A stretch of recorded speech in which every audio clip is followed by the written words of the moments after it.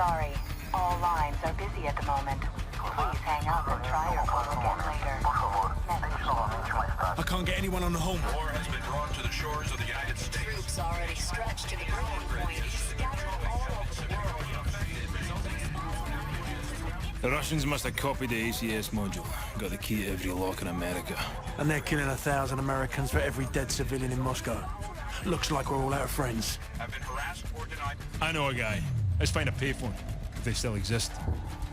All we got out of Rojas is that the only guy Makarov hates worse than Americans is locked up in a gulag. That's all we've got. If this con's the bait to catch that psychopath, let's hang him from a tree.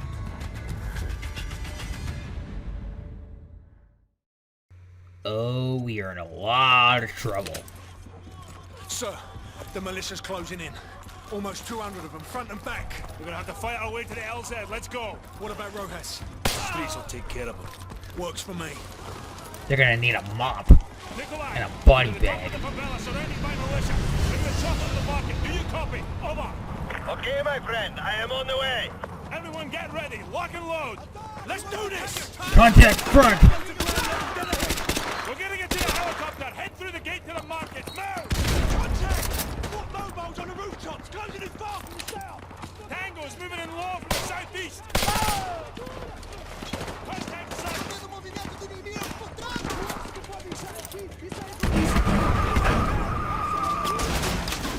Technical!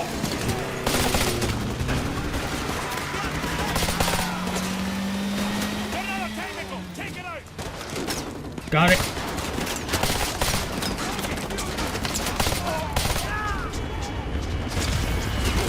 Shit, another one.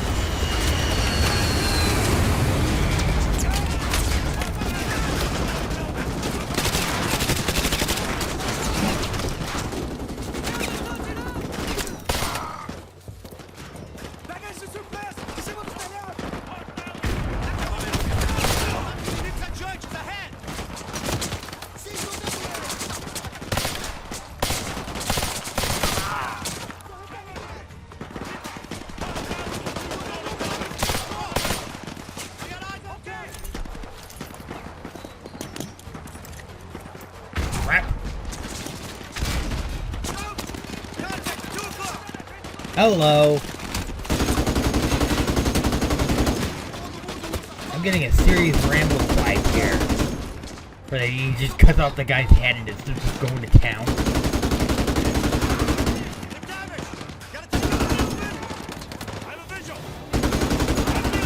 Actually, I don't think that movie came out until like 2014.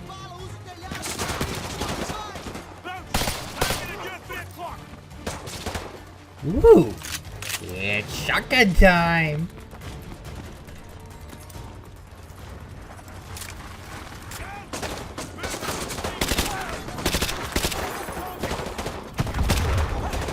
Oops, sorry. My bad.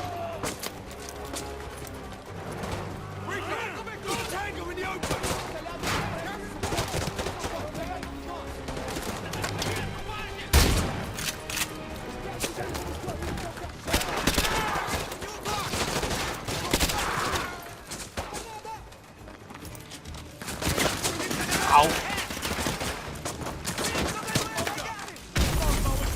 Oh, thank God.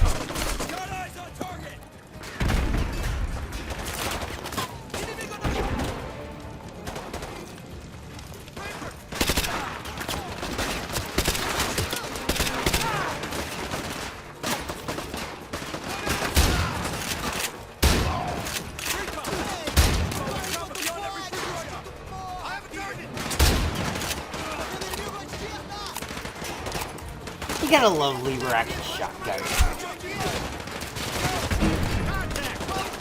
This weapon in multiplayer, especially with Akimbo, was broken. So much so that they actually had to nerf it in later patches. Ow. I'm moving. Roger. Contact. Just nailed. Changing mag.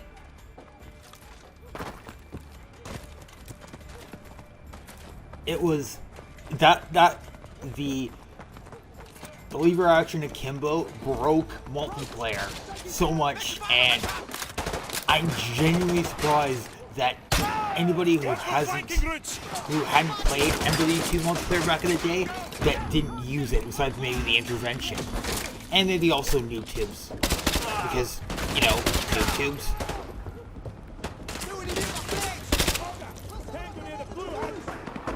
Thankfully,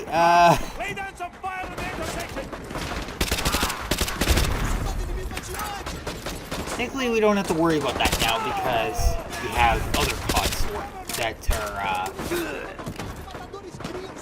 well, let's just say there's other CODs. The less said about Ghosts, the better. Don't remind me of how much oh man, the whole having to lug around a deployable UAV, like, seriously?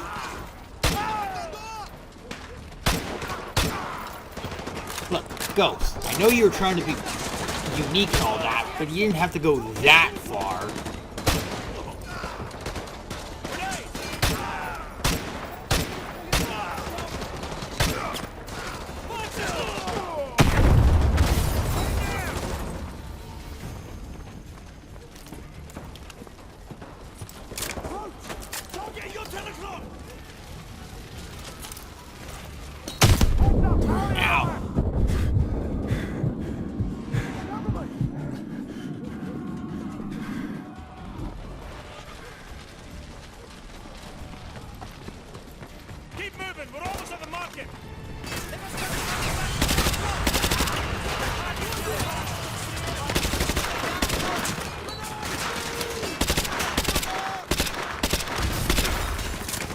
It's like, this is one of the best game sequels out there, but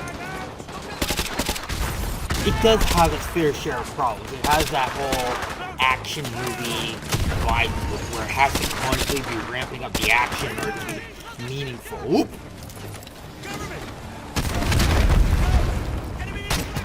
It doesn't mean it's not a bad. It's like T2, Terminator 2.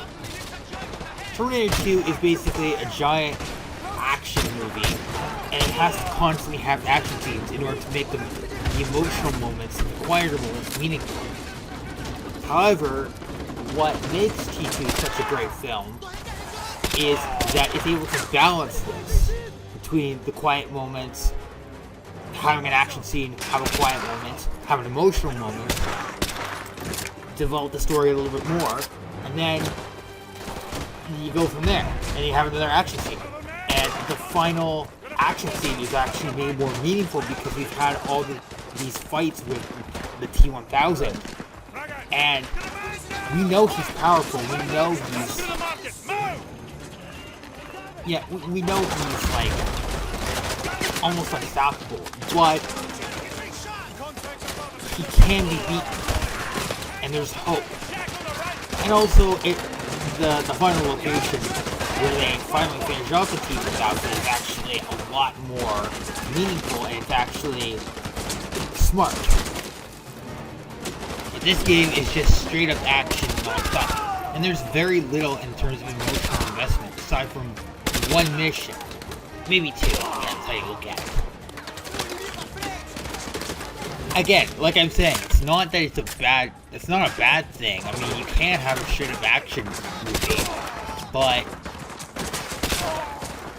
sometimes you need the quieter moments to flesh things out and kind of balance everything.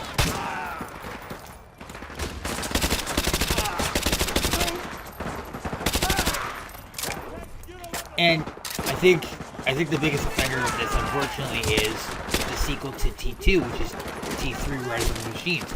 It's constantly, there's absolutely no emotional investment. Because you have, I mean, it's basically explaining it's basically an alternate ending to a video game, in a sense. Because, yes, in T2 they did basically destroy everything related to Cyberdyne and all that, but it doesn't matter if they were able May to, not be fast enough. even if I a see small more scrap militia survived. closing in on the market. And you also have to remember that it was Skynet. It was the software that needed to be destroyed, not the hardware. I think that's one thing that Very well. I will meet you there. Good luck. I think that's more meaningful. And I think T2 does have merit in a sense, because it is the ending of the movie is wholesome, and I do enjoy it, and the inner monologue. But I also think having a anti-Terminator, or a Terminator that can basically inject nanites into it, basically being an anti-Terminator, is a really cool concept. Village is trying to kill you. Go, go, go! We're running out of rooftop! Yeah, tell me something I don't know. Hello? Shit. Oh, crap. Ow. Roach! Wake up! We can see them from the chopper. They're coming. Holy crap. Roach, there's too many of them. Get the hell out of there and find your way to the rooftops. Move! Run I'm for it. going. Get to the Ow. rooftops. Roach, we're circling the area, but I can't see you. You've got to get to the rooftops.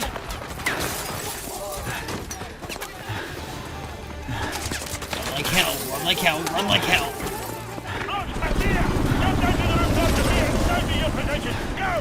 Gas is very low. I must leave in 30 seconds. Roach, we're running out of fumes here. You got 30 seconds. Run! Run! I'm going as fast as I can. Jeez. Come on! Whee! Happy slide. Jump on it! Hello? Oh, thank God that worked out. Nikolai, we got him! Get us out of here! Where to, my friend? Just get us to the sub.